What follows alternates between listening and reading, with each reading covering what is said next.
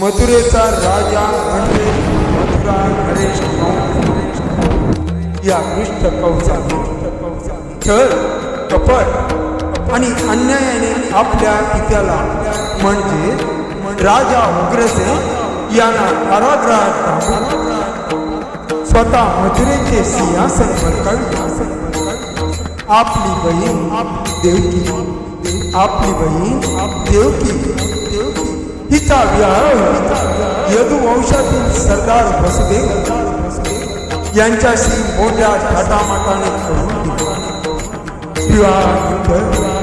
विवाहानंतर देवकीला स्वतःच्या रथात मिरवत नेत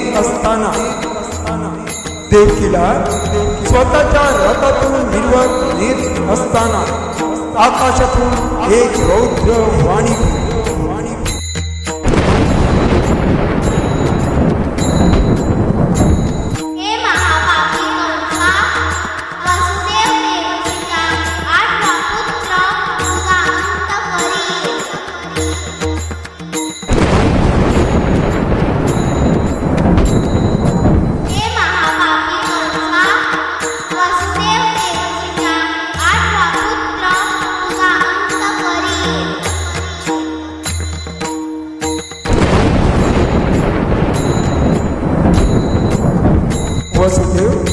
देवकीचा 8वा पुत्र तुझा अंत कर.